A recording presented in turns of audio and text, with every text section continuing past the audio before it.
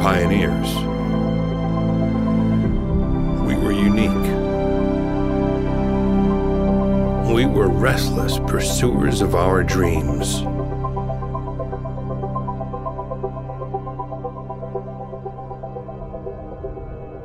It was the year 2002 when Blizzard Entertainment released the strategy game Warcraft 3, along with a powerful editing tool that would allow players to create their own custom modifications. What started out as one game turned into thousands. But it was only one of them that stood out. A young individual by the name of Eyul picked up on ideas of previous modifications and created his own. He called it Dota, Defense of the Ancients.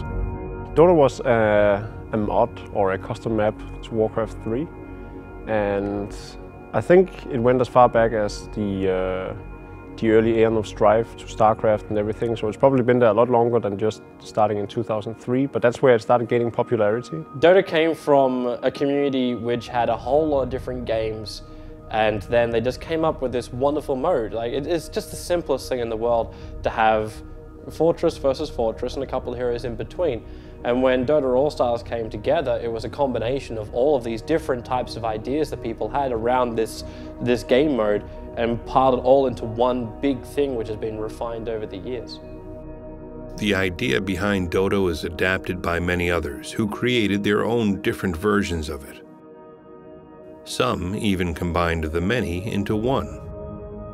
But each of them only worked on it for a short period of time, leaving it for others to continue. It wasn't until 2005 that it rapidly gained popularity, when yet another individual called Ice Frog picked up the development and took the chance to devote his life to the game. But what made his work so successful, as opposed to all the others who had tried their best before him? He listened. Talking to hundreds of different people every day, asking questions, seeking advice, he skillfully condensed the feedback to produce the game the community wished for. The one outstanding feature Dota has is the fact that there's one guy working on it who's in very close contact with especially the professional scene, but also has an entire team of beta testers, Ice Frog. And he's always monitored the competitive scene, especially very closely to find out what works, what doesn't work, and he continuously released these new updates that make sure that the game is balanced, the game is fun, the meta game develops and everything. And I think that's a big integral part of why this game is so much more successful than a lot of other games, even though there was technically no developer behind it for the longest time, only for the past 4 years or so. And he still managed to get a bigger player base than most other titles. While the community around Dota grew into the millions worldwide, its commercial success remained in the dark. The hard evidence that these player numbers existed was missing. But the community kept believing and did its best to push the game towards being accepted by the public. A bunch of online tournaments at the time then started to get interested in Dota and realized that there was a big market here that was unexplored, but it wasn't an e-sport the same way Counter-Strike or Warcraft and so forth were. During Dota 1 days for tournaments, they were very, very sporadic. I think the only consistent thing that was out there was Farm for Fame and the Dota League. But that was all European Dota. In Southeast Asia, we had something called the Asian Dota Championships, which was played a lot. Like that was probably, I think it was 2 or maybe 3 times a year, and it would run for roughly 2.5 months each time it would go. But that also means there's a lot of downtime. So outside of DreamHack and then ESWC, there wasn't many LAN tournaments, so that when Dota League announced their Dota League Masters taking place in Hanover, every team wanted to go, every top European team wanted to go, despite the fact that we only played for, I think, €1,000 or something. But this was really how much the teams really wanted to compete. It was all about the passion for the game and wanting to be the best. It didn't matter how much cash were on the line back then.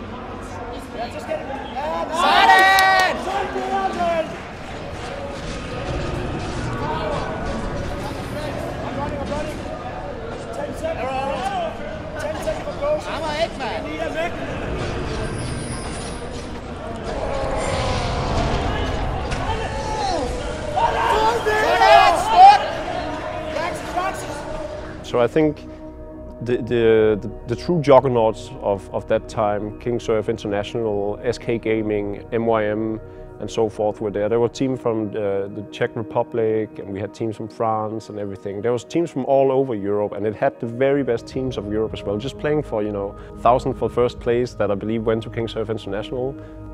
Some stars of today are actually from that team, or at least Kuroky is. I can't remember any other players, maybe Poppy as well. Now playing on Team Secret. And then I took second place with MYM. We had Hani, who has been on Fnatic for the longest time, and I think all the other players of that lineup has now retired since then. And then SK Gaming, of course, with Loda and Ake. So there's definitely a lot of high-profile players of today that were as good back then. They were on top back then, and they're on top now, and they've stuck with the game for the past decade. Without a publisher and just a private individual behind it, no one in the scene was able to make any money. Community websites could make a few $100s through advertisements, which was just enough to pay the servers, but it took hundreds of volunteers to keep them running. And especially the players who saw their chance in competing professionally were struggling. Well, I mean, back then there was no money to be made, right? I just played the game because I enjoy it. That was the most important thing. Like, I don't think you can go into something and, like, you can't go into the music industry and say, I want to make money with it. It's the way it works is the most successful people, they really love doing music, and then they just start doing money with it. It's just how it goes. The teams never really had big enough sponsors. Esports was never big enough that you'd have some big company come to you and say, okay, we will pay $2,000 a month to every player that has their badge, like our logo as a badge on their shoulder. Like these days that can happen, but back in those days it was almost impossible. By the time Dota 2 hit the community, I think I had student loans for around $30,000. We made no money when we first started commentating. We spent so much. It's not like these days when you've got things like Twitch, who will give you money for streaming. And they take care of all the server hosting and everything else like that. And it's like, well, just keep playing adverts and we'll give you a share of the revenue which is created. The server costs back then were insane. Even just the audio servers. You were paying a substantial amount a month just to have these servers up, even if you weren't using them. And then the video servers, you paid by the bandwidth. So the more people that watched, the greater it was for you, because you're like, yes, we've got more people watching, but 20 people could suck your video server dry. And you're like, well, okay, I've now just managed to spend like $10,000 in the space of 2 weeks because people are watching my video live stream, where you would pray you can get $10,000 worth of revenue when people are watching your stream these days. But money was not the only issue. The game's technology had grown old over the years, and IceFrog was limited to the Warcraft 3 engine, letting him improve and develop Dota only so far. That was hard times. Like when someone disconnected from the game, there was no reconnect option like we have nowadays. So that was pretty tough. And something that if you've been in the game for a long time, you can definitely remember the atrociousness of having to play on a server located in New York, for instance, when you're a European and you're playing in 2005. That would be a horrendous experience. It wasn't until October 2010, 5 years after IceFrog had picked up Dota, that the loud calls of the community would resonate through the internet. IceFrog and Valve announced the successor, Dota 2. It meant the world to everyone involved. I think the most important change that Dota 2 brought with it was the recognition and acceptance outside of what Valve was doing. So suddenly you have all these esports organizations who want to pick you up. There's tons of sponsors with a keen interest in the game just because of the sheer publicity and the fact that Valve, one of the biggest publishers in the world, suddenly is developing the game and everything. So everyone was jumping on the Dota train. So Counter-Strike were talking about it, Warcraft were talking about it, StarCraft was talking about it, everyone was talking about it. And I felt that this was a monumental point in my career where I could finally, be proud of the game I played and show the world that this game deserves every bit as much recognition as any other title in the esports hemisphere. While the community and professional players were used to Dota 1 for almost 8 years, Dota 2 was just over a year and a half into development at Valve.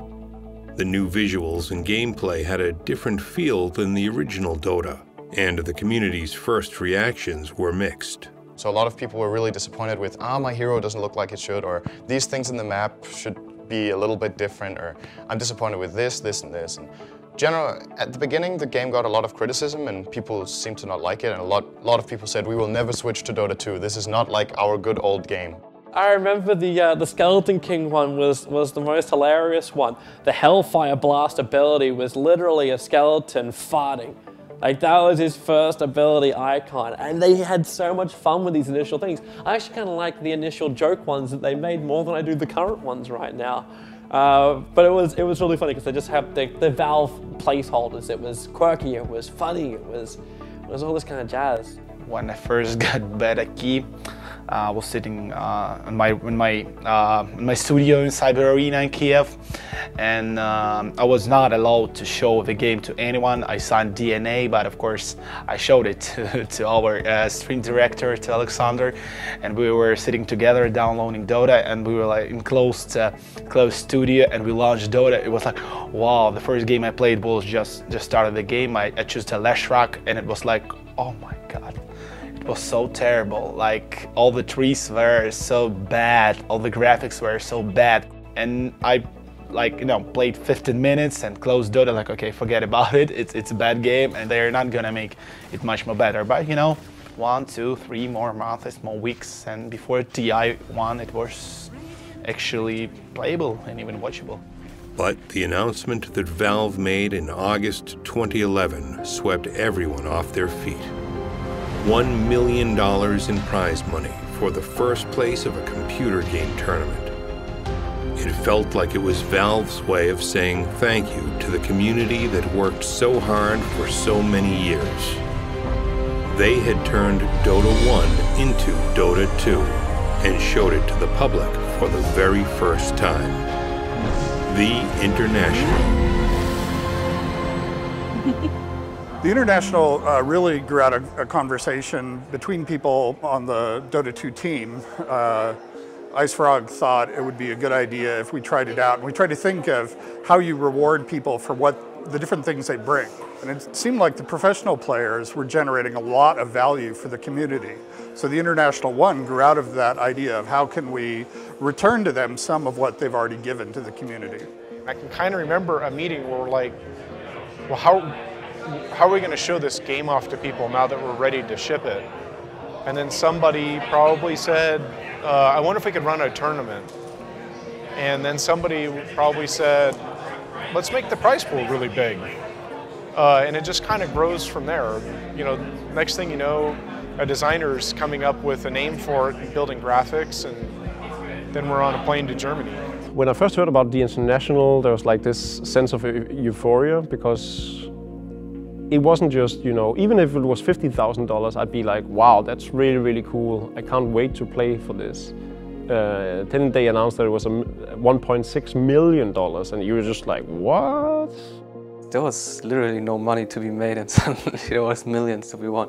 It was crazy back then. I remember people went crazy over it. It was huge money in esport. Nobody could even understand that that's for real. That's real, 1 million. So for me, it was something incredible. I needed like 2 or 3 days to actually believe in this. I think the most enjoyable part was not the announcement of it or the fact that we had something to look forward to. It was participating in the actual tournament that really stood out to me because of the attention it got, but also the treatment that you received from Valve, and everything ran very smoothly and very professionally.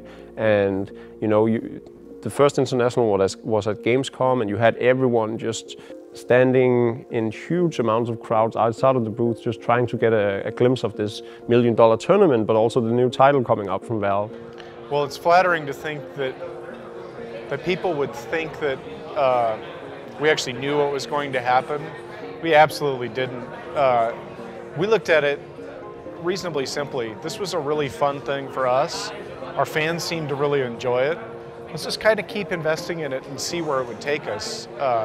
As we met more people from the professional scene and kind of watched the Dota 2 scene building up, gave us a lot of inspiration and ideas. So we're really watching the community and pulling all of our inspiration from that and trying to build on to the next event.